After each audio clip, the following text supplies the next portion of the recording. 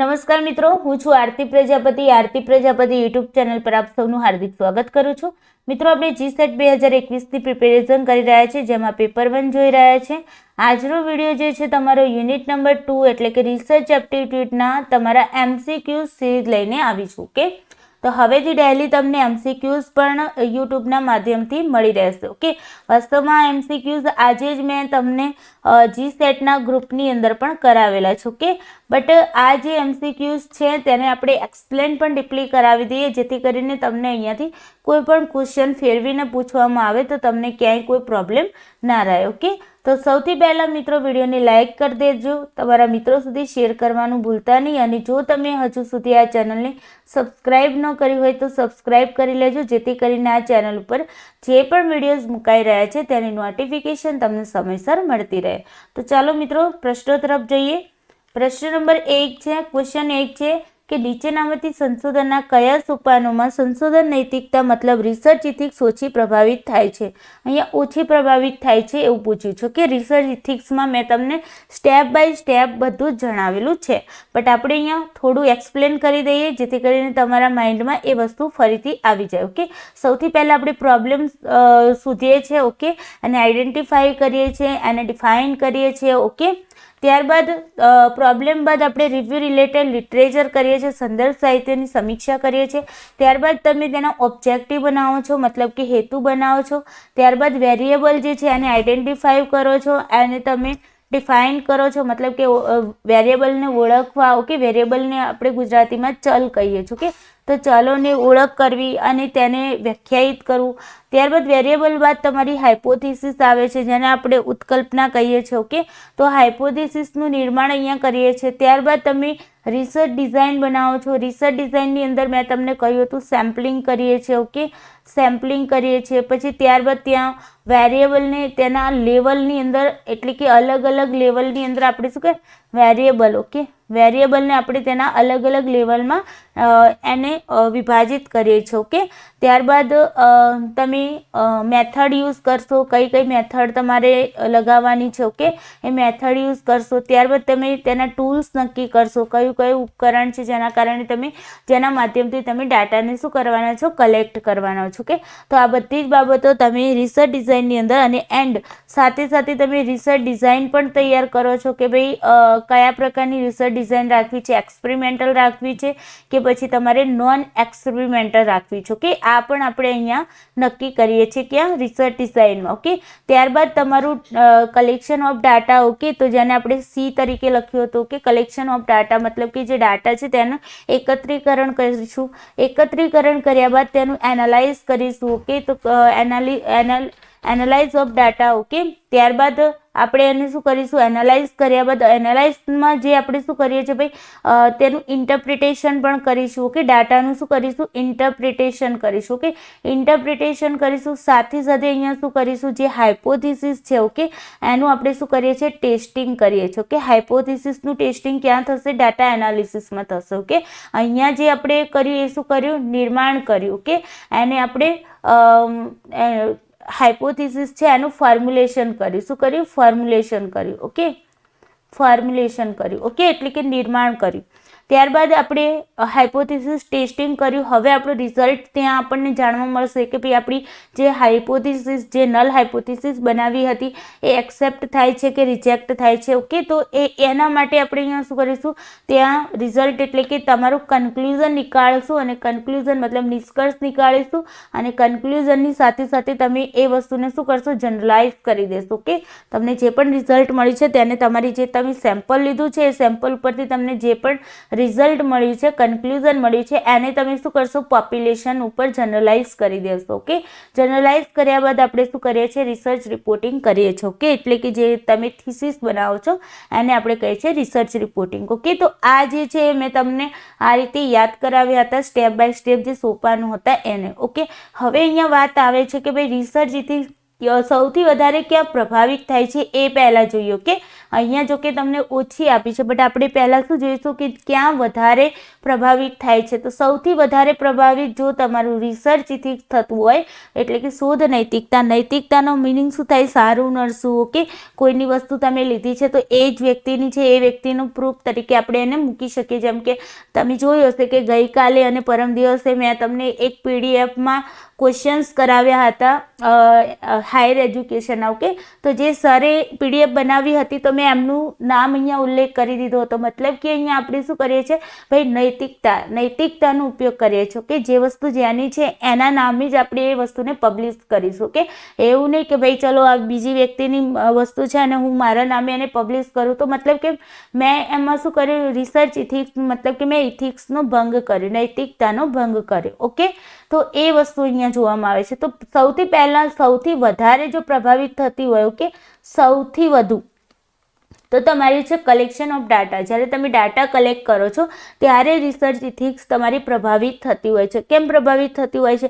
તમે જે ડાટા લો છો એ ડાટા જો તમે પ્રમાણિકપણે નહીં લો, ઓકે, જેને પણ વ્યક્તિએ તમને ડાટા આપ્યા છે એ ડાટામાં તમે ક્યાંય ને ક્યાંક ગડમથલ કરી દેશો, પ્રામાણિકતા નહીં અપનાવો, તો મતલબ કે ત્યાં તમે શું કરી રહ્યા છો? નૈતિકતાનો ભંગ કરી રહ્યા છો. કે તો સૌથી વધારે ઇફેક્ટિવ ક્યાં થશે? ડાટા કલેક્શનમાં. ડાટા કલેક્શન બાદ આ ફર્સ્ટ નંબર છે. સેકન્ડ નંબર થશે તમારું એનાલિસિસ. જ્યારે તમે તેનું એનાલિસિસ મતલબ વિશ્લેષણ કરો છો, પૃથ્થકરણ કરો છો ત્યારે, ઓકે, ડાટાનું પૃથ્થકરણ કરો છો એ સમયે વધારે પ્રભાવિત થતું હોય છે. ઓકે, તો ફર્સ્ટ નંબરે તમારું કલેક્શન ઓફ ડાટા, સેકન્ડ નંબરે એનાલિસિસ ઓફ ડાટા, થર્ડ નંબરે તમારું આવશે જનરલાઇઝેશન અથવા તો કન્ક્લુઝન. ઓકે, બંને સાથે રહેશે, કન્ક્લુઝન એન્ડ જનરલાઇઝેશન. ઓકે, પહેલું કન્ક્લુઝન નીકળશે ને પછી જનરલાઇઝેશન કરીશું. ઓકે, તો અહીંયા ત્રીજા ક્રમે થશે. ફોર્થ નંબરે તમારું રિસર્ચ રિપોર્ટિંગમાં થશે.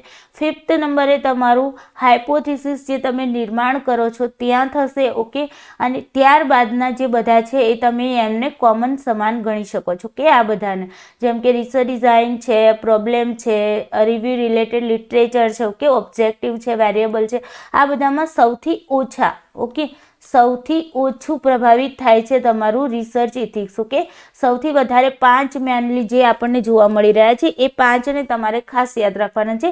જે શું છે ભાઈ? સૌથી વધુ પ્રભાવિત થાય છે. ઓકે, તો અહીંયા તમને ઓછું પૂછ્યું છે તો જો સંશોધન ચલોની ઓળખ, વેરિયેબલનો વી આવી ગયો. ઓકે, અહીંયા તો અહીંયા ઓછું થાય છે કે વધારે? તો અહીંયા તમે કહેશો ઓછું થાય છે. ઓકે, તો તમારો પહેલા નંબરનો આન્સર તો રાઈટ છે. તો અહીંયાથી તમને આન્સર મળી જતો હતો. ઓકે, કારણ કે અહીંયા એક જ આમ આન્સર મૂકવામાં મારી એક મિસ્ટેક કહેવાય, કારણ કે એક જ જેવા ઓપ્શન મારે રાખવા જોઈતા હતા 2-3 ઓપ્શનની અંદર. ઓકે, બટ નથી રાખ્યા, કંઈ વાંધો નહીં. અહીંયા આપણે પહેલા નંબરનું સાચું છે. ઓકે, ત્યારબાદ જો સંશોધન ચલોને વ્યાખ્યાયિત કરવા, ચલોને વ્યાખ્યાયિત ક્યાં કરશું? અહીંયા જ કરીશું. ઓકે, મેં પહેલાં જ કહ્યું કે ભાઈ વેરિયેબલને આઈડેન્ટિફાઈ કરવું અને તેને શું કરવું? ડિફાઇન કરવું. ઓકે, તો એ શું થઈ ગયું ભાઈ? તમારું વેરિયેબલનું. તો 1 અને 2 તમારું, મતલબ કે અહીંયા 1 નંબરનો જે ઓપ્શન છે તમારો રાઈટ છે. ઓકે, ત્રીજા ક્રમે જુઓ ભાઈ, ડેટા એકત્રિત કરવા, મતલબ કે collection of data. Collection of ડાટામાં આપણે શું કહ્યું ભાઈ? સૌથી વધુ હોય છે. ઓકે, કલેક્શન ઓફ ડાટામાં શું કહ્યું? સૌથી વધુ પ્રભાવિત થાય છે. ઓકે, ડેટાનું વિશ્લેષણ કરવું. જો પ્રભાવિત થવું મતલબ કે ત્યાં રિસર્ચ ઇથિક્સનો ભંગ થવાની સંભાવના બહુ વધારે હોય છે. ઓકે, એને આપણે કહીએ છીએ કે સૌથી વધારે પ્રભાવિત હોય છે. ઓકે, જ્યાં રિસર્ચ ઇથિક્સનો ભંગ થવાની સંભાવના બહુ ઓછી હોય છે એની અહીંયા તમને પૂછવામાં આવ્યું છે. કે હવે જો ડેટા એકત્રિત કરવા મતલબ ડેટા કલેક્શન કરવા, ઓકે, કલેક્શન ઓફ ડાટા એમાં વધારે પ્રભાવિત થશે. ડેટા એનાલિસિસમાં વધારે પ્રભાવિત થશે. ઓકે, ડેટાનું વિશ્લેષણ મતલબ એનાલિસિસ ઓફ ડેટા. ઓકે, મતલબ કે ડેટાનું એનાલિસિસ કરવું, તો ત્યાં પણ વધારે પ્રભાવિત થશે. અને પરિણામોનું રિપોર્ટિંગ કરવું, જે પણ તમારું કન્ક્લુઝન તમને મળ્યું છે, ઓકે, એને આપણે રિપોર્ટિંગ કરીએ છીએ તો એ પણ આપણે સામે મૂક્યું છે ભાઈ સૌથી વધારે પ્રભાવિત થાય છે એમાં. ઓકે, તો અહીંયા તમારો આન્સર શું આવશે? 1 અને 2 નંબર. ચાલો, 1 અને 2 મતલબ કે A is the correct answer. Okay, આને તમે ABCD આ રીતે ઓપ્શન સમજી શકો છો. ચાલો, ક્વેશ્ચન નંબર 2 કહે છે ભાઈ કે કોલેજ શિક્ષક એક સંશોધન કાર્યક્રમની યોજના બનાવે છે. ઓકે, જેમાં તે અથવા તેણી શિક્ષણ દરમિયાન તેના અથવા તેણીના વર્ગખંડના વાતાવરણના સામાજિક ભાવનાત્મક પાસાને સુધારવાનો ઈરાદો ધરાવે છે. આ સંદર્ભમાં નીચેનામાંથી કઈ સંશોધન પદ્ધતિ યોગ્ય ગણાશે? ઓકે, કઈ રિસર્ચ મેથડ યોગ્ય ગણાશે એ પૂછવામાં આવ્યું છે. અહીંયા શું કહેવા માંગે છે કે ભાઈ એક કોલેજ શિક્ષક છે, માની લો કે તમે જ છો, કે તમે શું કરવા માંગો છો? એક સંશોધન કાર્યક્રમની એક તમે યોજના બનાવો છો. ઓકે, અને આ યોજનામાં તમે શું કરો છો કે શિક્ષણ દરમિયાન વર્ગખંડના વાતાવરણ, શિક્ષણ દરમિયાન તમારા વર્ગખંડના જે વાતાવરણ છે એ વાતાવરણના સામાજિક અને ભાવનાત્મક પાસાને સુધારવાનું તમે શું કરો છો? ઈરાદો રાખો છો. મતલબ કે તમારા વર્ગખંડમાં જે સામાજિક અને ભાવનાત્મક વાતાવરણ હોવું જોઈએ એમાં તમે સુધાર લાવવાનું, મતલબ કે એમાં તમે કંઈક સુધારવાનો પ્રયત્ન કરી રહ્યા છો. તો આ તમારું કઈ સંશોધન પદ્ધતિ ગણાશે? એક્સપેરિમેન્ટલમાં આપણે શું કરીએ છીએ ભાઈ? સાયન્ટિફિક મેથડથી આપણે ત્યાં શું કરતા હોઈએ છીએ? રિસર્ચ કરતા હોઈએ છીએ. કે તો અહીંયા આપણે કોઈ સુધારવાની વાત આવતી નથી. મેં તમને એક્શન રિસર્ચ ભણાવી ત્યારે જ મેં તમને કહ્યું હતું કે વર્ડ્સને પકડજો. સુધારવાની વાત આવે, કોઈને ચેન્જ કરવાની વાત આવે તો તમારે સમજી લેવાનું કે તે તમારું એક્શન રિસર્ચ હશે. ઓકે, અહીંયા બીજું છે ડિસ્ક્રિપ્ટિવ મેથડ. ડિસ્ક્રિપ્ટિવ મેથડમાં શું આવશે? વર્ણન કરીએ છીએ આપણે ડિટેલ્સમાં. ઓકે, તો અહીંયા વર્ણનની પણ વાત કરવામાં નથી આવી. હિસ્ટોરિકલ મેથડમાં શું કરીએ છીએ? ભૂતકાળની અંદર જે જૂની ઘટનાઓ જે છે, ઓકે, એના ઉપર આપણે રિસર્ચ કરીએ છીએ. તો એ તમારું હિસ્ટોરિકલ. તો અહીંયા તો કોઈ જૂની ઘટનાની તો કોઈ વાત જ નથી, એટલે તમારો ઓપ્શન અહીંયા ખોટો છે. ઓકે, કરેક્ટ આન્સર શું આવશે? D is the correct answer action research. Action રિસર્ચની અંદર આપણે શું કરીએ છીએ? કોઈ પણ વ્યક્તિ છે, કોઈ પણ વસ્તુ છે, એનું જે એનામાં સુધાર લાવવાનો પ્રયત્ન કરતા હોઈએ છીએ. અને આ એક્શન રિસર્ચ છે તમારું નાના પાયે થતું હોય છે. ઓકે, આના વિશે આપણે ડિટેલ્સમાં ભણી ચૂક્યા છે. નાના પાયા ઉપર થતું હોય છે. કોઈ એક ક્લાસરૂમ પૂરતું હોઈ શકે, કોઈ એક શાળા પૂરતું હોઈ શકે. ઓકે, અથવા તો કોઈ એક સંસ્થા છે, ઓકે, ઓર્ગેનાઇઝેશન છે, જેમાં કાર્ય કરતા જે કર્મચારીઓ છે એમનામાં કંઈ સુધાર, એમના કાર્યમાં સુધાર લાવવા માટે તેને જે રિસર્ચ કરવામાં આવતું હોય છે તમારું એક્શન રિસર્ચ હોય છે. કે ત્યાં જોવામાં આવે છે કે ભાઈ આ લોકોની જે કાર્ય કરવાની ગતિ છે એ ધીમી કેમ પડી ગઈ છે, એમાં સુધાર લાવવો હોય તો શું પ્રયત્ન કરવા જોઈએ. ઓકે, એના માટે તેના રિસર્ચ કરવામાં આવતું હોય છે. ઓકે, તો D is the correct answer. ચલો ક્વેશ્ચન નંબર 3 જોઈએ. ક્વેશ્ચન નંબર 3 કહે છે નીચેનામાંથી કઈ સંશોધન પ્રક્રિયા ઉત્તર પ્રત્યક્ષવાદ અભિગમ પોસ્ટ પોઝિટિવિસ્ટિક એપ્રોચ અંતર્ગત આવશે? હવે જુઓ, અહીંયા તમને મેં વાત કરી હતી કે ભાઈ રિસર્ચના જે અપ્રોચ છે, બે ટાઈપના અપ્રોચ છે. એક તો તમારું છે પોઝિટિવિસ્ટિક, ઓકે, પોઝિટિવિસ્ટિક એપ્રોચ છે, અને બીજું છે તમારું પોસ્ટ પોઝિટિવિસ્ટિક એપ્રોચ. ઓકે, આના વિશે આપણે હમણાં તાજેતરમાં જ વિડીયો બનાવેલો છે. ઓકે, તો પોઝિટિવિસ્ટિક તમારું કેવું છે ભાઈ? ક્વોન્ટિટેટિવ રિસર્ચ જે હોય છે એના જેવું, કે ક્વોન્ટિટેટિવ રિસર્ચ જેવું છે. ક્વોન્ટિટેટિવ. અને પોસ્ટ પોઝિટિવિસ્ટિકમાં શું છે? ક્વોલિટેટિવ. શું છે ભાઈ? ક્વોલિટેટિવ. તો આ આપણે યાદ રાખીશું. હવે જો અહીંયા પોઝિટિવિસ્ટિકમાં ક્વોન્ટિટેટિવ છે તો એ તમારું સાયન્ટિફિક હશે. ઓકે, વૈજ્ઞાનિક પદ્ધતિ દ્વારા તે શું થતું હોય છે? રિસર્ચ થતું હોય છે. ઓકે, તો અને પોસ્ટ પોઝિટિવિસ્ટિક ક્વોલિટેટિવ છે, મતલબ તમારું ગુણાત્મક છે. ઓકે, જે ગુણાત્મકમાં ગુણોના આધાર પર આપણે શું કરતા હોય છે? રિસર્ચ. ક્વોન્ટિટેટિવમાં શું હોય છે? સંખ્યાના આધારે, એટલે કે માત્રાના આધારે આપણે શું કરતા હોઈએ છીએ? આંકડાઓના આધારે આપણે ત્યાં રિસર્ચ કરતા હોઈએ છીએ. ઓકે, તો અહીંયા તમારું ગુણાત્મકની અંદર શું હોય છે ભાઈ? કે ભાઈ કોઈ પણ માની લો કોઈ સમાજ છે. ઓકે, તો એનામાં શું ગુણો રહેલા છે, કઈ રીતે તે બીજાથી અલગ પડે છે, આ બધું ગુણોના આધારે આપણે ત્યાં શું કરતા હોય છે? રિસર્ચ કરતા હોય છે. ઓકે, તો સૌથી પહેલાં શું માનવામાં આવતું? પહેલાં એમ માનવામાં આવતું કે જે પણ કુદરતમાં જે પણ કઈ વસ્તુ થઈ રહી છે એના પાછળનું કારણ ભગવાન છે. બટ જ્યારે વિદેશથી જે લોકો આવ્યા, વિદેશમાં જે લોકોએ સંશોધનો કર્યા, એમણે એવું જણાવ્યું કે ભાઈ બધી વસ્તુ ભગવાનના કારણે નથી થતી. અમુક વસ્તુ વૈજ્ઞાનિક રીતે જોવા જઈએ તો કોઈ વસ્તુ કાર્ય પાછળ કોઈનું કોઈ કારણ રહેલું છે અને કોઝ ઇફેક્ટના કારણે આ વસ્તુ બનતી હોય છે. ઓકે, તો એ પોઝિટિવિસ્ટિકમાં વૈજ્ઞાનિક અપ્રોચ અપનાવવામાં આવે, સાયન્ટિફિક મેથડ યુઝ કરવામાં આવ્યું. ઓકે, જ્યારે પોસ્ટ પોઝિટિવિસ્ટિક શું કહે છે ભાઈ? પોસ્ટ પોઝિટિવિસ્ટિક વાળા હતા એમણે એમ કહ્યું કે ભાઈ ક્યારેક એવું પણ બને કે વિજ્ઞાન પણ ક્યાંક ખોટું પડી શકતું હોય છે. કે વૈજ્ઞાનિકોમાં પણ ક્યાંક મિસ્ટેક થતી થતી હોય છે, તો આપણે એવું ન કહી શકીએ કે સંપૂર્ણ વસ્તુ સાયન્ટિફિક મેથડથી આપણે પ્રૂફ કરી શકીએ. ઓકે, તો એવા માટે જેમ કે આપણે સમાજમાં રહીને જે પણ આપણે રિસર્ચ કરતા હોય છે તમારું ગુણાત્મક થઈ જાય છે. ઓકે, તો બસ એ રીતે અહીંયા જો નોર્મેટિવ સર્વે છે તો નોર્મેટિવ આપણે એક નોર્મ્સ તૈયાર કરી અને એ નોર્મ્સના આધારે આપણે સર્વે કરતા હોય છે, તો ત્યાં તમને જે માહિતી મળશે એ આંકડાકીય માહિતી મળશે. અને આંકડાકીય માહિતી મતલબ તમારું પોઝિટિવિસ્ટિક યાદ રાખો કે ક્વોન્ટિટેટિવ ડાટા યાદ રાખો. તો આ તો તમારું અહીંયાથી જતું રહ્યું, કારણ કે પોસ્ટ પોઝિટિવિસ્ટિક છે મતલબ તમારું ક્વોલિટેટિવ ડાટા છે. ઓકે, ક્વોલિટેટિવ ડાટા છે. ઓકે, ક્વોલિટેટિવ ડાટા છે. હવે એક્સપેરિમેન્ટલ તો તમારું સાયન્ટિફિક મેથડ છે, તો ક્વોન્ટિટેટિવ ડાટા તો આ પણ તમારું જતું રહ્યું. એથનોગ્રાફી સ્ટડી, નૃજાતિ અભ્યાસ, આપણે વાત કરી હતી નૃજાતિ અભ્યાસ કોના ઉપર કરવામાં આવે છે? સમાજના સમુદાયો ઉપર કરવામાં આવે છે, જેમ કે આદિવાસી જનજાતિ ઉપર કરવામાં આવતો અભ્યાસ, તો એ તમારું નૃજાતીય, જ્યાં આપણે શું કરીએ છીએ ભાઈ, ત્યાં પ્રત્યક્ષ રૂપે જઈ અને તેમના જોડે સહભાગીદારી મતલબ કે એમના પાસે રહી અને એમના જે રીત રિવાજો છે, એમની જે પણ જીવન જીવવાની શૈલી છે, એનું આપણે શું કરીએ છીએ? ઓબ્ઝર્વેશન કરીએ છીએ.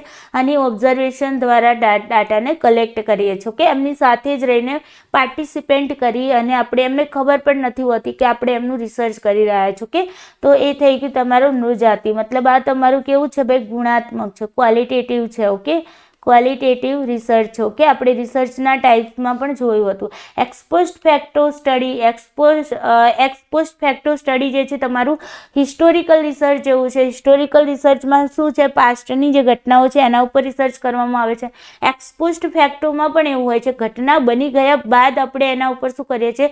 રિસર્ચ કરીએ છીએ. બટ અહીંયા જે ઘટના ઘટિત થઈ ગયેલી હોય છે ભૂતકાળની તો હોય છે, બટ બહુ જૂની નથી હોતી. જેમ હિસ્ટ્રીમાં કેવું હોય છે કે ભાઈ બહુ જૂની તમારી ઘટના હોય છે. કે બટ અહીંયા એક્સપોસ્ટ ફેક્ટોમાં શું હોય? તાજેતરની તમારી ઘટનાઓ ઘટી ચૂકી હોય છે. કે મતલબ કે વર્તમાન કાળમાં કોઈ ઘટના ઘટી ચૂકી, માની લો કે ક્યાંક આગ લાગી ગઈ ને આગ લાગ્યા પછી ત્યાંની આજુબાજુની સિચ્યુએશન શું છે એના વિશે તમે સ્ટડી કરી રહ્યા છો, તો મતલબ કે તમારી એક્સપોસ્ટ ફેક્ટો થઈ ગઈ. ઓકે, અને હિસ્ટોરિકલમાં માની લો કે ભાઈ અકબરના સમયમાં કયા કયા સ્થાપત્યો બનાવવામાં આવ્યા હતા, તો તમે એના ઉપર સ્ટડી કરી રહ્યા છો, તો મતલબ એ તમારી બહુ જૂની વાત થઈ ગઈ, બહુ જૂની ઘટના થઈ ગઈ, એના ઉપર તમે રિસર્ચ કરી રહ્યા છો, તો એ તમારું હિસ્ટોરિકલ થઈ ગયું. ઓકે, તો એક્સપોસ્ટ ફેક્ટો પણ તમારું અહીંયા નહીં આવે. કેમ નહીં આવે? કારણ કે એ પણ તમારું ક્વોન્ટિટેટિવ ડાટા હોય છે. ઓકે, તો આઈ હોપ તમને અહીંયા ખ્યાલ આવી ગયો હશે કે ethnographic study is the correct answer, post positivistic. Okay, ચલો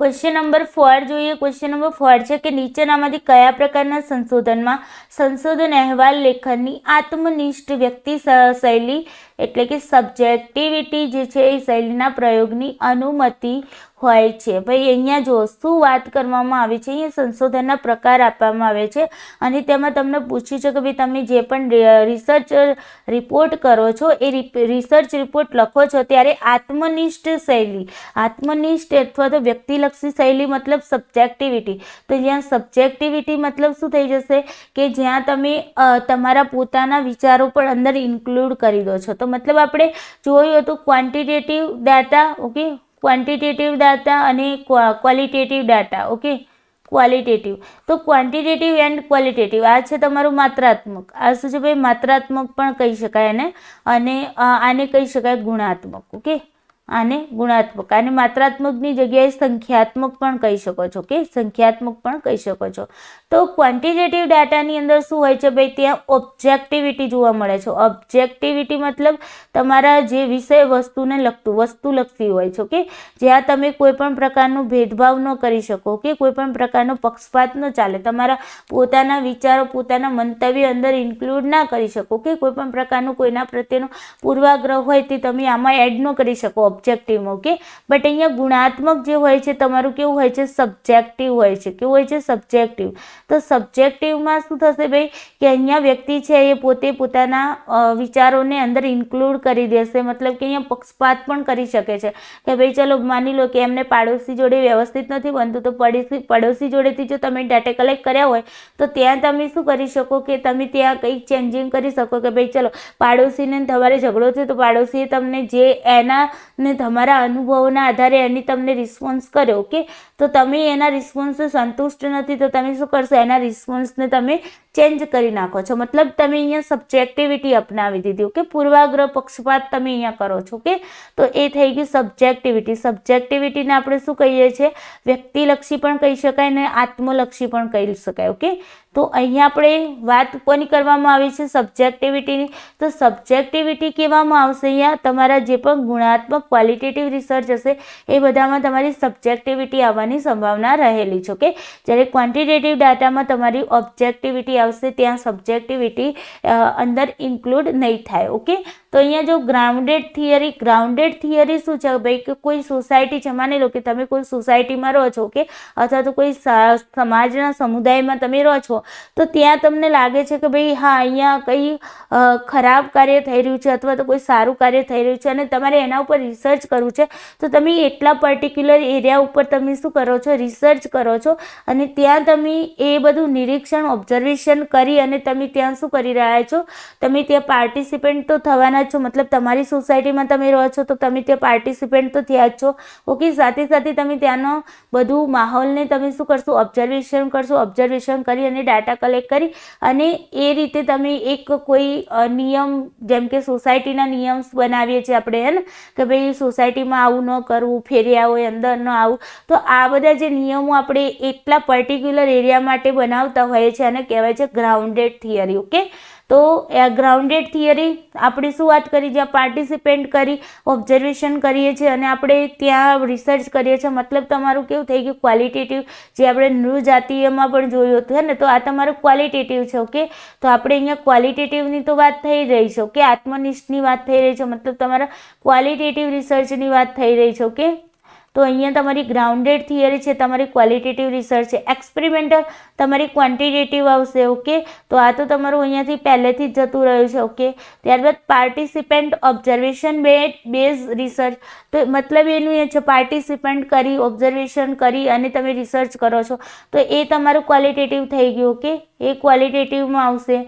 ત્યારબાદ જુઓ હિસ્ટોરિકલ રિસર્ચ. હિસ્ટોરિકલ રિસર્ચ તમારું ક્વોલિટેટિવમાં નહીં આવે. ઓકે, એ તમારું કેવું હશે? ક્વોન્ટિટેટિવમાં હશે. ભલે તમે ડાટા તમે એનો ક્વોલિટેટિવમાં જો ઓલવેઝ યાદ રાખો, ક્વોલિટેટિવ રિસર્ચ હોય ને એની અંદર તમે ક્વોન્ટિટેટિવ ડાટા એડ કરી શકો છો, બટ ક્વોન્ટિટેટિવ રિસર્ચ હોય ને એની અંદર તમે ક્વોલિટેટિવ ડાટા અંદર ઇન્ક્લુડ નથી કરી શકતા. ઓકે, તો હિસ્ટોરિકલ રિસર્ચ પણ તમારું એમાં તમારી આત્મનિષ્ઠતા ત્યાં અપનાવાતી નથી, ત્યાં ઓબ્જેક્ટિવિટી જ આવે છે. જે જેવું માની લો કે પ્લાસીનું યુદ્ધમાં જે રાજાઓ વચ્ચે પ્લાસીનું યુદ્ધ થયું, તો તમારે એવું ને એવું તમારા રિસર્ચમાં બતાવવું પડે. ઓકે, આમાં તમે કંઈ ચેન્જ ન કરી શકો. ઓકે, તમારા પૂર્વાગ્રહો ત્યાં તમે એડ ન કરી શકો. ઓકે, એટલા માટે તમારું હિસ્ટોરિકલ રિસર્ચ તમારું ક્વોલિટેટિવમાં નથી આવતું. ઓકે, કેસ સ્ટડી તમારું ક્વોલિટેટિવમાં આવશે. કેમ? તો કેસ સ્ટડી આપણે કોઈ એક વ્યક્તિ ઉપર, કોઈ એક યુનિટ ઉપર, કોઈ એક સંસ્થા ઉપર કરતા હોય છે, ત્યારે આપણા પૂર્વાગ્રહો અંદર એડ થઈ જતા હોય છે કે ભાઈ ચલો વ્યક્તિ છે, તમે ક્યારેક એ વ્યક્તિ તમને કોઈ સ્ટોરી કહે છે. ઓકે, કેસ સ્ટડીમાં એવું જ હોય કે કોઈ વ્યક્તિ ઉપર તમે શું કરો છો? સ્ટડી કરી રહ્યા છો એક વ્યક્તિ ઉપર. ઓકે, અને એની ઘટનાઓનું વર્ણન કરતાં કરતાં માની લો કે બહુ દુઃખી થઈ જાય અને એ દુઃખી થઈને જે ઘટના તમને બતાવતું હોય ને તમે પણ ખરેખર એમાં ઇમોશનલી તમે પણ ત્યાં શું થઈ જાઓ છો? ભાઈ દુઃખી થઈ જાઓ છો.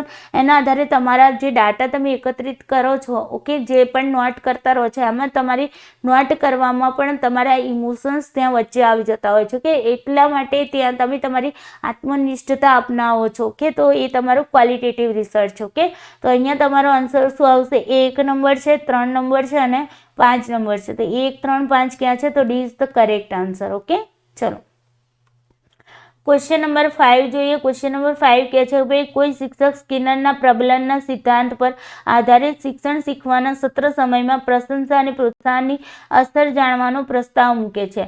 આ કયા પ્રકારના સંશોધન સાથે સંબંધિત છે? ઓલવેઝ યાદ રાખવાનું. જો અહીંયા આપણે ઓપ્શન ઉપરથી તમને સમજાવી દો. ફંડામેન્ટલ રિસર્ચ શું કહે છે ભાઈ? કે કોઈ પણ સિદ્ધાંતોનું નિર્માણ કરીએ આપણે, સિદ્ધાંતો છે, નિયમો છે, ઓકે, એનું નિર્માણ જો કરવાનું થાય તો તે તમારું ફંડામેન્ટલ રિસર્ચ છે, જેમ કે ન્યૂટને શોધેલો ગુરુત્વાકર્ષણ બળનો નિયમ, એ શું થઈ ગયું ભાઈ તમારું ફંડામેન્ટલ રિસર્ચ, જ્યાં આપણે કોઈ સિદ્ધાંતને પ્રતિપાદિત કરીએ છીએ, કોઈ નિયમ શોધીએ છીએ. ઓકે, જ્યારે ઇવેલ્યુએટિવ રિસર્ચમાં શું થશે કે મૂલ્યાંકન કરીએ છીએ. શું કરીએ છીએ ભાઈ? મૂલ્યાંકન કરીએ છીએ. કોઈ પણ વસ્તુનું મૂલ્યાંકન કરીને તમે રિસર્ચ કરો તો ઇવેલ્યુએટિવ તમારું રિસર્ચ થઈ જશે. ઓકે, ત્યારબાદ એક્શન રિસર્ચ છે. તો એક્શન રિસર્ચ તો મેં તમને કહ્યું કે ભાઈ જે શાળા કક્ષાએ નાના પાયા ઉપર થતું રિસર્ચ. ઓકે, નાના પાયાનું રિસર્ચ. ઓકે, સંશોધન, નાના પાયાનું સંશોધન, જ્યાં એક સમસ્યા છે એનું તાત્કાલિક સમાધાન કરવામાં આવે છે. અહીંયા શું થાય છે ભાઈ? તાત્કાલિક આપણે શું કરતા હોય છે? સમાધાન કરવાની પરિસ્થિતિ આવે છે. ઓકે, કોઈ પણ સમસ્યા ઊભી થઈ છે તો એનું તાત્કાલિક સમાધાન કરવું અનિવાર્ય થઈ જાય છે. એ રીતનું તમારું એક્શન રિસર્ચ છે. ઓકે, અપ્લાયડ રિસર્ચમાં શું કરીએ છીએ કે અહીંયા જે પણ ફંડામેન્ટલમાં જે સિદ્ધાંતો નિયમો બનાવ્યા છે એ સિદ્ધાંતો નિયમોનો ઉપયોગ કરી અહીંયા આપણે રિસર્ચ કરીએ છીએ. ઓકે, તો અહીંયા શું થશે ભાઈ? સિદ્ધાંતો નિયમોનો ઉપયોગ કરવામાં આવે છે. શું કરવામાં આવે છે? સિદ્ધાંતો નિયમોનો ઉપયોગ કરવામાં આવે છે. ઓકે, ઉપયોગ કરીએ છીએ રિસર્ચમાં. Okay, clear? હવે અહીંયા સમજીએ કે સ્કિનરનો પ્રબલનનો સિદ્ધાંત. તો સ્કિનરે પ્રબલનનો સિદ્ધાંત આપ્યો છે. ઓકે, એના ઉપર આધારિત શિક્ષણ શીખવાના સત્રનું અહીંયા શું કરવામાં આવે છે? પ્રસ્તાવ મૂકવામાં આવે છે. તો અહીંયા તો સિદ્ધાંત તો ઓલરેડી બની ચૂકેલો છે ને, સ્કિનરનો સિદ્ધાંત બની ચૂક્યો છે અને શિક્ષક શું કરી રહ્યો છે? એ સિદ્ધાંતનો ઉપયોગ કરી અને પોતાના ક્લાસરૂમની અંદર જે પણ શિક્ષણ શીખવવાનું છે એ શિક્ષણ શીખવવાના સમયમાં એ શું કરે છે? પ્રશંસા અને પ્રોત્સાહનની અસર જાણવાનો પ્રયત્ન કરે છે. ઓકે, મતલબ કે અહીંયા સિદ્ધાંતનો ઉપયોગ કરવાની વાત આવે તો અહીંયા મેં શું કહ્યું? સિદ્ધાંત નિયમનો ઉપયોગ ક્યાં થશે? અપ્લાયડ રિસર્ચમાં થશે. ઓકે, તો D is the correct answer. ખ્યાલ આવ્યો? કારણ કે સ્કિનરે પ્રબલનનો સિદ્ધાંત બનાવી દીધો. અહીંયા એમ નથી કહ્યું કે ભાઈ સિદ્ધાંત બનાવવામાં આવશે. જો સિદ્ધાંત નિર્માણની વાત હોત તો ફંડામેન્ટલ આવત, બટ અહીંયા સિદ્ધાંતનો ઉપયોગ કરી શિક્ષક પોતાના ક્લાસરૂમમાં શું કરવા માંગે છે? પ્રશંસા અને પ્રોત્સાહનની અસર જાણવા માંગે છે. તો મતલબ એ શું થઈ ગયું ભાઈ? સિદ્ધાંતનો ઉપયોગ કરી રહ્યા છે. તો અપ્લાયડ રિસર્ચ. ઓકે, ત્યારબાદ જુઓ ક્વેશ્ચન નંબર 6 છે. ક્વેશ્ચન નંબર 6 કહે છે ભાઈ અહીંયા તમને બે સ્ટેટમેન્ટ આપ્યા છે, કથન 1 અને કથન 2. કથન 1 એમ કહે છે કે ભાઈ બધા સંશોધન કોઈ સિદ્ધાંતના નિર્માણ દ્વારા જ્ઞાન કોષમાં વૃદ્ધિ કરે છે. ઓલવેઝ યાદ રાખો ભાઈ, તમે જ્યારે સિદ્ધાંતનું નિર્માણ કરો છો ત્યાં તમારા જ્ઞાનનું શું થાય છે ભાઈ? વૃદ્ધિ થાય છે. કોઈ પણ સિદ્ધાંત નિયમનું તમે શું કરો છો? સિદ્ધાંત અથવા નિયમનું તમે જ્યારે નિર્માણ કરો છો ત્યારે તમારા જ્ઞાનમાં વૃદ્ધિ થઈ કે નહીં?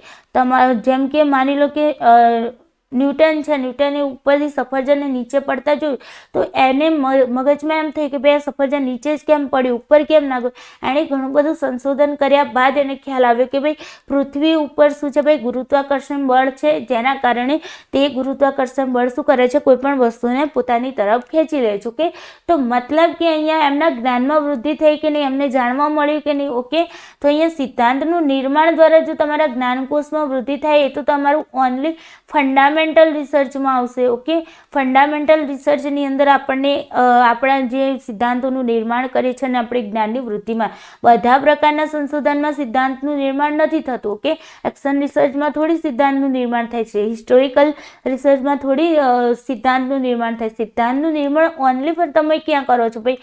ફંડામેન્ટલ રિસર્ચમાં કરો છો અથવા તો એક્સપેરિમેન્ટલમાં તમે કરશો. ઓકે, એક્સપેરિમેન્ટલમાં તમે કોઈ એક્સપેરિમેન્ટ કરી અને તમે કહી શકશો કે ભાઈ આવું કંઈક હોઈ શકે. ઓકે, તો અહીંયા આપણે બધા સંશોધનની વાત કરવામાં આવી છે, એટલા માટે આ તમારું સ્ટેટમેન્ટ કેવું છે ભાઈ? ખોટું છે. ઓકે, અમુક કીધું હોત કે અમુક સંશોધન એવો શબ્દ વાપર્યો હોત તો તમારું સ્ટેટમેન્ટ કરેક્ટ હોત, બટ અહીંયા તમારું બધા સંશોધનની વાત કરી છે એટલા માટે તમારું આ સ્ટેટમેન્ટ ખોટું છે. ઓકે, ત્યારબાદ જો સ્ટેટમેન્ટ 2 શું કહે છે કે ભાઈ ક્રિયાત્મક સંશોધનનું ધ્યાન મૂળ રૂપથી પ્રચલિત રૂઢિબદ્ધતાઓને ઉન્નત બનાવવા પર કેન્દ્રિત છે. જે પહેલેથી ચાલી આવતી જે રૂઢિબદ્ધતાઓ છે એને એ શું કરવાનું છે ભાઈ? એનામાં સુધારો લાવવાનું. ઉન્નત કરવું મતલબ કે એનામાં સુધારો કરવાનું. કે તો સુધારો કરવા ઉપર કેન્દ્રિત હોય છે, ઉપરમાંથી કયા કથનો સત્ય છે. હવે મેં તમને અહીંયા શું કહ્યું હતું? એક્શન રિસર્ચમાં જ્યાં સુધારવાની વાત આવે, મતલબ કે કોઈમાં ચેન્જિંગ કરવાની વાત આવે તો તમારે સમજી લેવાનું કે એક્શન રિસર્ચ. ઓકે, રૂઢિબદ્ધતાઓને ઉન્નત બનાવી મતલબ રૂઢિબદ્ધતાઓ ચેન્જિંગ લાવવું. ઓકે, એને આપણે કહીએ છીએ ભાઈ એક્શન રિસર્ચ. તો કરેક્ટ છે તમારું સ્ટેટમેન્ટ 2 તમારું કેવું છે, કરેક્ટ છે. તો અહીંયા ફર્સ્ટ સ્ટેટમેન્ટ તમારું ફોલ્સ છે એન્ડ તમારું સેકન્ડ જે તમારું સ્ટેટમેન્ટ છે ટ્રુ છે. ઓકે, તો she is the correct answer. ત્યારબાદ જુઓ ક્વેશ્ચન નંબર 7 છે. ક્વેશ્ચન નંબર 7 કહે છે કે એવી પ્રવિધિ જેનો ઉપયોગ કરીને ડેટા એકત્રિત કરવામાં આવે છે તેને શું કહે છે? ભાઈ જે પણ એવી પ્રવિધિ, ઓકે, એવી પ્રવિધિ જેનો ઉપયોગ કરીને આપણે શું કરીએ છીએ, ડાટાને કલેક્ટ કરીએ છીએ. ઓકે, તો તેને શું કહેવાય છે? સંશોધન સમસ્યા? ના. સંશોધન ઉત્કલ્પના? ના. નમૂનો? ના. સંશોધન ઉપકરણ. ઓકે, રિસર્ચ ટૂલ્સ છે એના મદદથી આપણે શું કરીએ છીએ, ડાટાને કલેક્ટ કરીએ છીએ. જેમ કે તમારી ઓબ્ઝર્વેશન થઈ ગયું, ક્વેશ્ચનાયર થઈ ગયું, ઓકે, શેડ્યુલ થઈ ગયું. તો આ બધું શું થઈ ગયું ભાઈ, તમે ડાટા કલેક્ટ કરવા માટે ટૂલ્સ છે બધા. ઓકે, તો એને આપણે કહીએ છીએ ભાઈ સંશોધન ઉપકરણ. ઓકે, ચલો નેક્સ્ટ ક્વેશ્ચન છે. ક્વેશ્ચન નંબર 8 કહે છે કે સંશોધન પ્રશ્ન જેનો ઉત્તર આપે છે તેને શું કહેવામાં આવે છે? તમારી પાસે એક સંશોધન પ્રશ્ન છે જેમાંથી તમને તમારો જવાબ મળી રહે છે, તો એને આપણે શું કહીએ છીએ? તો અહીંયા ઓપ્શન છે સંશોધન સમસ્યા, સંશોધન ઉપકરણ, નમૂનો, સંશોધન ઉત્કલ્પના. તો અહીંયા કરેક્ટ આન્સર આવશે સંશોધન સમસ્યા. તમારો જે ટોપિક છે એ જ તમને બતાવે છે કે ભાઈ તમારો જે સંશોધનનો જે પ્રશ્ન છે એનો ઉત્તર આપે છે તમારો ટોપિક. ઓકે, તો અહીંયા સંશોધન સમસ્યા મતલબ A is the correct answer. Okay, ચલો નેક્સ્ટ ક્વેશ્ચન છે. ક્વેશ્ચન નંબર 9 છે કે કોઈ સંશોધન પ્રશ્નનું કોઈ અનંતિમ સમાધાન અથવા ઉત્તરને શું કહે છે? ટેન્ટેટિવ શબ્દ જ્યાં પણ લાગુ પડે તમને રિસર્ચના પ્રશ્નની અંદર ટેન્ટેટિવ શબ્દ તમને જોવા મળે તો ઓલવેઝ યાદ રાખવાનું કે તમારું હાઇપોથિસિસને લગતું કહેવા માંગે છે. અનંતિમ મતલબ કે જેનો અંત નથી. ઓકે, મતલબ કે તે અંતિમ નથી. ઓકે, અનંતિમ છે. અનંતિમ સમાધાન મતલબ કે એનું અંતિમ સમાધાન ન હોય. ઓકે, એને અનંતિમ કહેવામાં આવે છે. તો એવા કોઈ સંશોધન પ્રશ્નનું કોઈ અનંતિમ સમાધાન અથવા ઉત્તર હોય એને આપણે શું કહીએ છીએ? ઓકે, ટેન્ટેટિવ સ્ટેટમેન્ટ જેને કહેવામાં આવે છે, તો તે તમારી સંશોધન ઉત્કલ્પના મતલબ કે રિસર્ચ હાઇપોથિસિસ. ઓકે, ચલો નેક્સ્ટ ક્વેશ્ચન છે. ક્વેશ્ચન નંબર 10 છે કે કોઈ સમગ્રમાંથી લેવામાં આવેલ ઉપસમુચ્ચયને શું કહેવામાં આવે છે? સમગ્રમાંથી આપણે એક નાનો એવો ભાગ લઈએ એને આપણે શું કહીએ છીએ? તો તમને હવે અહીંયા ખાલી મેં એક ઇમેજ બનાવીને તમારા માઇન્ડમાં આવી ગયું હશે કે ભાઈ સમગ્ર મતલબ પોપ્યુલેશન એન્ડ એક નાનો ભાગ મતલબ સેમ્પલ. ઓકે, તો શું થઈ ગયું ભાઈ તમારો answer? B is the correct answer નમૂનો. નમૂનાને આપણે શું કહીએ છીએ? સેમ્પલ કહીએ છીએ. એન્ડ તમારું જે સમગ્ર જનસંખ્યા હોય એને આપણે શું કહીએ છીએ ભાઈ? પોપ્યુલેશન. ઓકે, તો અહીંયા B is the correct answer. Question number 11 છે ભાઈ. ક્વેશ્ચન નંબર 11 કહે છે કે ઉત્કલ્પનાત્મક નિગમનાત્મક મતલબ કે માત્રાત્મક ક્વોન્ટિટેટિવની વાત કરે છે. શું કરે છે ભાઈ? ક્વોન્ટિટેટિવની વાત કરવામાં આવી છે. ક્વોન્ટિટેટિવ સંશોધનના સોપાનોને ક્રમમાં ગોઠવો. અહીંયા તમારે સોપાનોને ક્રમમાં ગોઠવવા. હવે જો કેટલું ઇઝી છે, તમને એટલું ફેરવીને ક્વેશ્ચન કરી શકે તો તમે અહીંયા કન્ફ્યુઝ થઈ જાઓ. હવે અહીંયા તમને ઉત્કલ્પનાત્મક નિગમનાત્મક આપી દીધું. ઓકે, હવે એનું ઇંગ્લિશ કરવા જાઓ તો હાઇપોથેટિકલ ડિડક્ટિવ એવું થાય. ઓકે, તો હાઇપોથેટિકલ ડિડક્ટિવ રિસર્ચના સોપાનોને ક્રમમાં ગોઠવો. અરે ભાઈ, અહીંયા તમને ખાલી સંશોધનના સોપાનો યાદ રાખી લો ભાઈ, ક્રમમાં ગોઠવવાનું છે ને. સિક્વન્સ તો બધાનું સેમ રહેવાનું છે, બટ તમને છે ને ક્વેશ્ચન તમને એવી રીતે પૂછે તો તમે શું થાવ છો? કન્ફ્યુઝ થઈ જાઓ છો કે તમે આ શબ્દોને પકડી રાખો છો ઉત્કલ્પનાત્મક નિગમનાત્મક. ઓકે, એને પકડવાની જગ્યાએ અહીંયા જે મેન વર્ડ્સ છે એને સમજો ભાઈ.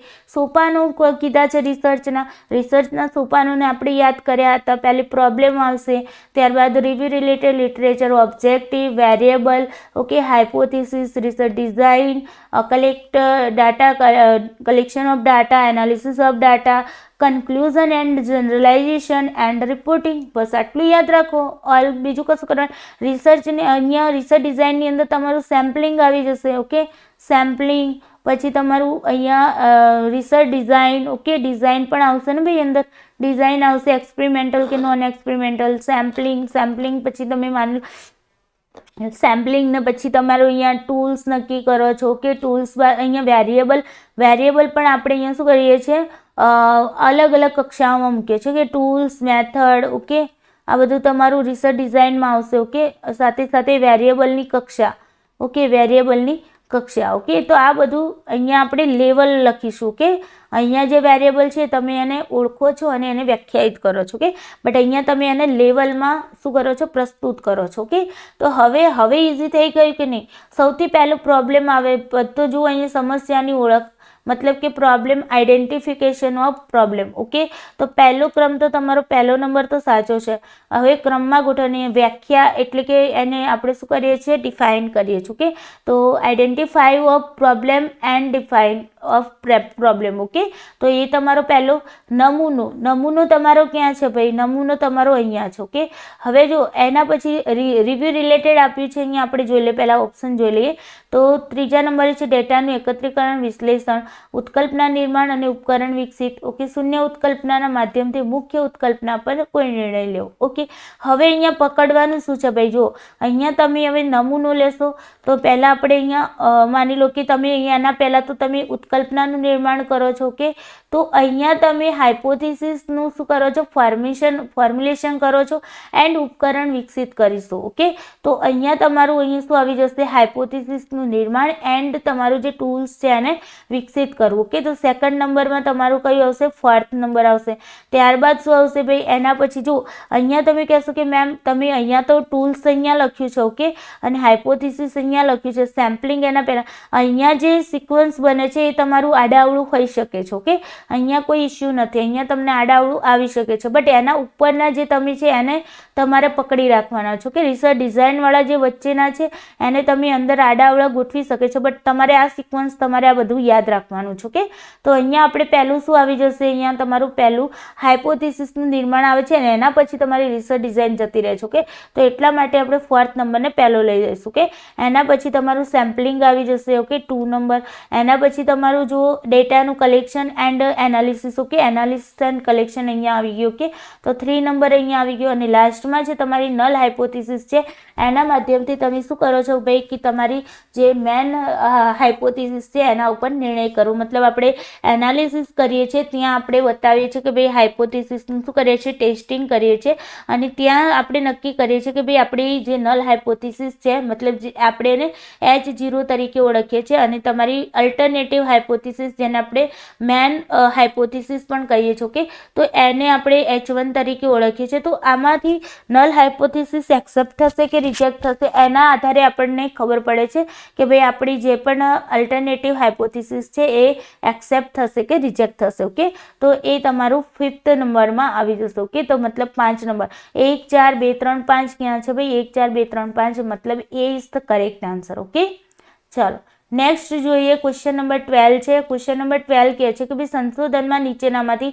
કઈ નમૂના પદ્ધતિમાં એકમોને પસંદ કરવા માટે યાદચ્છિક. ઓકે, અને આપણે આમ લખીશું યાદચ્છિક. ઓકે, યાદચ્છિક અને સમાન. ઓકે, અને સમાન સંભાવના હોય છે. ઓકે, તો આપણે વાત કરી હતી સેમ્પલિંગના ટાઈપ્સની. ઓકે, સેમ્પલિંગના ટાઈપ્સની વાત કરી હતી, તેમાં આપણે probability sampling and non probability સેમ્પલિંગની વાત કરી હતી, હે ને?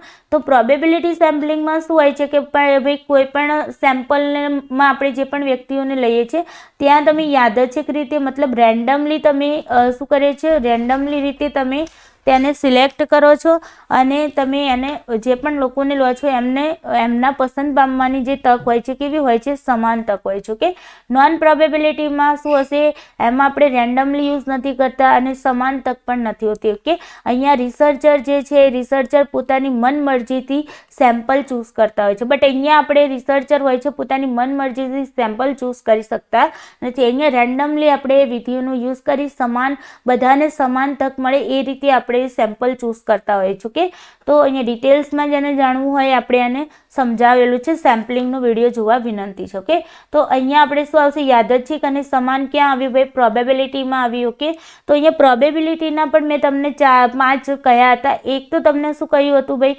Simple random sampling. Okay, simple random sampling એક ટાઈપ્સ આવશે. બીજું તમારું પ્રોબેબિલિટીનું શું આવશે, સ્ટ્રેટિફાઈડ આવશે. ઓકે, સ્ટ્રેટિફાઈડ આવશે. ત્યારબાદ ક્લસ્ટર આવશે. ઓકે, ક્લસ્ટર એન્ડ આપણે area, cluster and area. Okay, cluster and area sampling આવશે. ત્યારબાદ તમારું સિસ્ટમેટિક આવશે. ઓકે, સિસ્ટમેટિક બાદ તમારું એક આવશે મલ્ટિપલ. Okay, multiple. તો આ રીતે આપણે આ જે છે 5 પ્રકારો તમારે પ્રોબેબિલિટીના યાદ રાખવાના છે.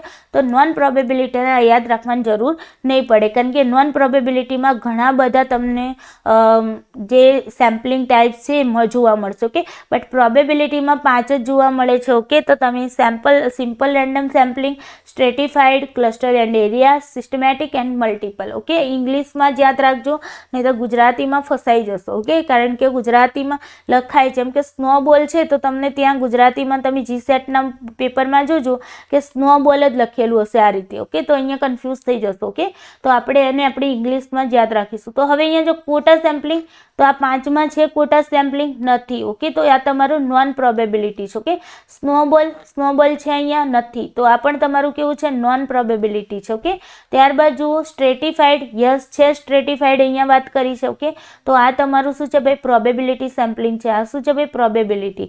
ડાયમેન્શનલ સેમ્પલિંગ છે નથી, તો આ તમારું non probability. Okay, cluster sampling, yes cluster and area સેમ્પલિંગની વાત કરી છે, તો એ પણ છે ક્લસ્ટર, મતલબ તમારું પ્રોબેબિલિટી. ઓકે, તો 5 જ યાદ રાખવાના છે. અને આ ક્વેશ્ચન તમારો પૂછાય છે 100% તમારે જીસેટમાં જોવું હોય તો જોજો.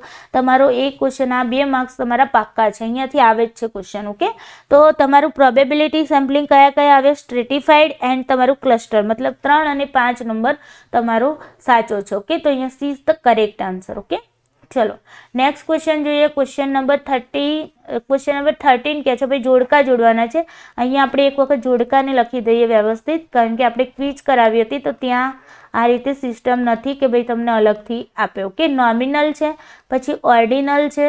ઓકે, ઓર્ડિનલ બાદ ઇન્ટરવલ છે, ઓકે, એન્ડ લાસ્ટમાં છે તમારું રેશિયો સ્કેલ. ઓકે, આ તમારા સ્કેલના પ્રકારો છે. ઓકે, તો જો અહીંયા જે સ્કેલ છે ભાઈ, અહીંયા આપણે શું કરીએ છીએ ભાઈ? જ્યારે આપણે ડાટા ઇન્ટરપ્રિટેશન કરીએ છીએ ને ત્યારે ક્લાસિફિકેશન કરતા હોય છે, જે પણ ડાટા મળે છે એનું એ સમયનું. એટલે આ તમારો રિસર્ચનો પ્રશ્ન છે. અને nominal, ordinal, interval and ratio scale જે છે, ઓકે, અહીંયા એમ નહીં આવે, રેશિયો સ્કેલ છે.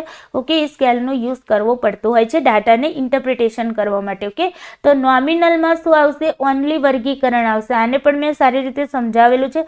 નોમિનલમાં ઓનલી વર્ગીકરણ આવશે. ઓર્ડિનલમાં શું આવી જશે? વર્ગીકરણ એન્ડ તમારું શું થશે? ક્રમ આવશે. ઓકે, અહીંયા ઓનલી આપણે શું કરીએ છીએ? ફક્ત એમને નામના આધારે એમને નંબર આપી દેતા હોય છે, મતલબ નામ જ આપતા હોય છે, નંબર નથી આપતા. ઓકે, ઓર્ડિનલમાં શું કરશું? એને રેન્કમાં લગાવીશું, first rank, second rank, third rank, એવી રીતે. ઓકે, ઇન્ટરવલમાં શું આવશે ભાઈ? વર્ગીકરણ આવશે તમારું. વર્ગીકરણ બાદ તમારું ક્રમ પણ આવશે. ક્રમની સાથે સાથે અહીંયા સમાનતા જોવા મળશે. ઓકે, સમાન એકમ જોવા મળશે. ઓકે, અહીંયા જે છે તમારું સમાન એકમ કેવું કંઈ જોવા નહીં મળે. ઓકે, અહીંયા ફક્ત તમને વર્ગીકરણ એન્ડ ક્રમ જ જોવા મળશે. જ્યારે ઇન્ટરવલની અંદર વર્ગીકરણ, ક્રમ, સમાન એકમ જોવા મળશે. રેશિયો બધા કરતાં બધાનો બાપ છે એટલે બધાના ગુણો એ લઈ લે છે. ઓકે, તો રેશિયોની અંદર શું આવશે? વર્ગીકરણ પણ આવશે, ક્રમ પણ આવશે. ઓકે, સમાન એકમ પણ આવશે. એન્ડ સાથે સાથે પોતાનો પણ એક ગુણ એડ કરવો પડે ને ભાઈ, એટલા માટે અહીંયા એનો એક ગુણ આવશે વાસ્તવિક શૂન્ય. ઓકે, જે વાસ્તવિક શૂન્ય હોય છે. ઓકે, તો આ રીતે તમારું અહીંયા બને છે. ઓકે, તો નોમિનલની અંદર તમારું શું આવશે? નોમિનલમાં અહીંયા આપણે જોવા જઈએ તો માત્ર વર્ગીકરણ. ઓકે, તો એની અંદર તમારે એકની અંદર શું આવ્યું? ડી. તો ડી વાળા પહેલાં રાખો, બાકીના ઓપ્શન કેન્સલ કરી દો. બીજું છે તમારું ઓર્ડિનલ. ઓર્ડિનલમાં શું વાત કરી? વર્ગીકરણ એન્ડ ક્રમ, તો તમારા એ. ઓકે, તો ડી પછી એ આવ્યું. ઓકે, એ બંનેમાં છે. ચલો પછી ત્યારબાદ જુઓ કે ઇન્ટરવલ. ઇન્ટરવલમાં શું વાત કરી? વર્ગીકરણ, ક્રમ, સમાન એકમ. વર્ગીકરણ, ક્રમ, સમાન એકમ ક્યાં છે ભાઈ? બીમાં છે. ઓકે, તો એના પછી બી આવ્યું. અહીંયાથી તમારો ચેન્જ થઈ ગયો. D is the correct answer. Okay, ત્યારબાદ સીમાં શું આવે છે? તો અહીંયા સીમાં વર્ગીકરણ, ક્રમ, સમાન એકમ અને વાસ્તવિક શૂન્ય. ઓકે, તો D is the correct answer. ચલો નેક્સ્ટ ક્વેશ્ચન છે. ક્વેશ્ચન નંબર 14 છે. નીચેનામાંથી કયું સંશોધન હસ્તક્ષેપ આધારિત, ચક્રીય પ્રકૃતિ અને સુધારણા કેન્દ્રિત છે? ઓકે, તો જ્યારે પણ ચક્રીય પ્રકૃતિની વાત આવે, સુધારણાની વાત આવે તે ઓકે, અને હસ્તક્ષેપ આધારિત હોય તો એ તમારે યાદ રાખવાનું છે એક્શન રિસર્ચ છે. શું છે ભાઈ? Action research. Okay, action research તમારી ચક્રીય પ્રકૃતિ હોય છે, પ્લાન. ઓકે, અહીંયા આપણે એ રીતે પણ પાઓર. ઓકે, પી નો મતલબ થશે પ્લાન, ઓકે, પ્લાન પછી એક્ટ. ઓકે, પહેલો પ્લાન બનાવીએ પછી એ પ્લાનને એક્ટ કરીએ છીએ, મતલબ કે એને એ પ્લાન મુજબ આપણે કાર્ય કરવાનું શરૂ કરીએ છીએ અને એક્ટ કહેવાય છે. ઓનો મતલબ ઓબ્ઝર્વેશન કરીશું પછી કે ભાઈ અમે જે પ્લાન એક્ટ, માની લો કે ક્લાસરૂમની અંદર કોઈ સમસ્યા છે અને એના માટે તમે એ સમસ્યાના સોલ્યુશન માટે એક પ્લાન બનાવ્યો. પ્લાન બનાવ્યા બાદ તમે તેને એક્ટ કર્યો, મતલબ કે ક્લાસરૂમમાં એ પ્લાનને તમે અપ્લાય કર્યો. ઓકે, એક્ટ કર્યો અને એક્ટ કર્યા બાદ તમે એનું ઓબ્ઝર્વેશન કરશો કે ભાઈ જે પ્લાન અમે બનાવી અને આના બાળકો ઉપર એક્ટ કર્યો છે તો શું એનું કોઈ પરિણામ મળ્યું કે નહીં, ઓબ્ઝર્વેશન કરીશું અને ત્યારબાદ આપણે રિફ્લેક્ટ કરીશું. ઓકે, મતલબ કે ત્યાં આપણે ચકાસણી કરી અને આપણે તેને કન્ફર્મ કરીશું કે ભાઈ હા, આ હવે કમ્પ્લીટલી તમે સમસ્યાનું સમાધાન કરી શક્યા છો. અને સમસ્યાનું સમાધાન ન થયું હોય તો ફરીથી એને આપણે એની એ જ એક્શન રિસર્ચને ફરીથી આગળ વધારીશું. એટલા માટે એને ચક્રીય એટલે કે ફરતી જ રહે. ઓકે, એક સમસ્યા પૂરી થાય તો બીજી સમસ્યા પૂરી થાય ત્રીજી સમસ્યા. ઓકે, એને આપણે કહીએ છીએ એક્શન રિસર્ચ. ઓકે, તો અહીંયા તમારો D is the correct answer. Okay, ચાલો નેક્સ્ટ તમારો લાસ્ટ ક્વેશ્ચન છે. ક્વેશ્ચન નંબર 15 છે કે કોઈ સંશોધન પ્રોજેક્ટમાં ઉચિત પ્રાચલ પરીક્ષા એટલે કે પેરામેટ્રિક ટેસ્ટનો ઉપયોગ કરીને સંશોધકને શૂન્ય ઉત્કલ્પનાનો અસ્વીકાર કરવાના પુરાવા પ્રાપ્ત થાય છે, તો આવું કરવામાં કેવા પ્રકારની ભૂલ થવાની સંભાવના છે?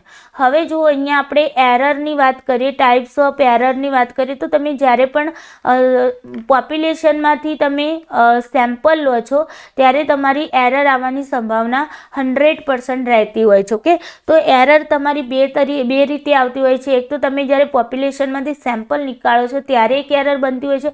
બીજી એરર ત્યારે બની શકે કે ભાઈ તમે જે પણ સેમ્પલ લીધું છે, ઓકે, એ વખતે તમે જે ડાટા કલેક્ટ કરો છો તો એના આધારે તમારી સેમ્પલના બેઝ ઉપર પણ તમારી એરર નીકળતી હોય છે. ઓકે, હવે અહીંયા એરર જે છે, એરર તમારી બે ટાઈપની હોય છે. એક તમારી ટાઈપ 1 એરર હોય છે. ઓકે, અને બીજી તમારી ટાઈપ 2 એરર હોય છે. ઓકે, ટાઈપ 1 એરર જે છે એને આપણે આલ્ફા એરર કહીએ છીએ. ઓકે, આલ્ફા એરર કહીએ છીએ અને ટાઈપ 2 એરર છે અને આપણે બીટા એરર કહીએ છીએ. ઓકે, હવે આલ્ફા એરર ક્યારે બને છે કે ભાઈ જ્યારે કોઈ પણ વસ્તુ સાચી છે અને તમે તેને શું કરો છો, એને રોંગ કહી દો છો. ઓકે, મતલબ તેને અસત્ય તમે અસ્વીકાર કરો છો. ટ્રુ છે એને તમે અસ્વીકાર કરો છો, મતલબ કે તમે તેને રિજેક્ટ કરો છો. ઓકે, તો તમારી શું બનશે, રિજેક્ટ કરો છો તો તમારી આલ્ફા એરર બનશે. ઓકે, બીટા એરર ક્યારે બનશે કે જ્યારે કોઈ વસ્તુ તમારી, મતલબ કે કોઈ તમારું જે હાઇપોથિસિસ છે એ તમારી ફોલ્સ છે અને તમે તેને શું કરો છો, એક્સેપ્ટ કરો છો. ઓકે, તો તમે અહીંયા શું કરી રહ્યા છો, ટાઈપ 2 એરર મતલબ કે બીટા એરર કરી રહ્યા છો. ઓકે, હવે આલ્ફા એરર જે છે મોટાભાગે આપણે પેરામેટ્રિક ટેસ્ટ જે છે તમારી પેરામેટ્રિક એન્ડ નોન પેરામેટ્રિક હોય છે. ઓકે, પેરામેટ્રિક ટેસ્ટ જે છે, ઓકે, એની અંદર તમારી મોસ્ટલી કઈ એરર બનતી હોય છે, ટાઈપ 1 એરર બનતી હોય છે. ઓકે, અને નોન પેરામેટ્રિક ટેસ્ટ જે છે એની અંદર તમારી કઈ એરર બનતી હોય છે, ટાઈપ 2 એરર મતલબ કે બીટા એરર બનતી હોય છે. ઓકે, તો આપણે ખાસ યાદ રાખવાનું છે. આ બધું મેં અહીંયા તમને ડિટેલ્સમાં ત્યાં સમજાવેલું છે, એટલા માટે આપણે એને અહીંયા વધારે ડિટેલ્સમાં વાત નહીં કરી. ઓકે, તમને જસ્ટ સમજાઈ જાય એ રીતે તમને વાત કરીશું. પેરામેટ્રિક ટેસ્ટ જે પણ હશે ત્યાં આપણે મોસ્ટલી કઈ એરર આવશે, તો આલ્ફા એરર આવશે એન્ડ નોન પેરામેટ્રિકમાં બીટા એરર આવશે. ઓકે, તો અહીંયાથી તમારો આન્સર બની જતો હતો. ઓકે, અથવા તો તમને અહીંયા કહી દીધું છે કે ભાઈ નલ હાઇપોથિસિસનું ને રિજેક્ટ કરવામાં આવી રહી છે, તો નલ હાઇપોથિસિસને જ્યારે રિજેક્ટ કરીએ છીએ તો તમારી ટાઈપ 1 મતલબ કે આલ્ફા એરર બને છે. નલ હાઇપોથિસિસને જ્યારે તમે એક્સેપ્ટ કરો છો મતલબ કે તમારી ટાઈપ 2 એરર એટલે કે બીટા એરર બને છે. ઓકે, તો અહીંયા ક્લિયરલી તમને આપી દીધેલું, બે જગ્યાએથી તમે આન્સર લગાવી શકતા હતા. એક તો તમારી નલ હાઇપોથિસિસ તમે રિજેક્ટ કરી રહ્યા છો, મતલબ તમે આલ્ફા એરર તમે કરી રહ્યા છો. કે બીજું તમને અહીંયા ચોખ્ખું આપેલું છે પેરામેટ્રિક ટેસ્ટ, તો પેરામેટ્રિક ટેસ્ટમાં આલ્ફા એરર વધારે જોવા મળે છે. ઓકે, તો અહીંયા તમારો A is the correct answer. Okay, I hope તમને બધા ક્વેશ્ચન ડીપલી સમજાઈ ગયા હશે, એટલા માટે જ તમારું આ સેશન લેવામાં આવ્યું હતું. અને જો વિડીયો ગમ્યો હોય તો લાઇક કરી દેજો, શેર કરી દેજો એન્ડ આ ચેનલને હજુ સુધી સબસ્ક્રાઈબ ન કરી હોય તો સબસ્ક્રાઈબ પણ કરી દેજો, જેથી કરીને આ ચેનલ પર જે પણ વિડીયોઝ મુકાશે એન્ડ નોટિફિકેશન તમને સમયસર મળતી રહેશે. ઓકે, તો ચાલો મિત્રો આજના માટે આટલું જ. Thank you so much. Bye, take care.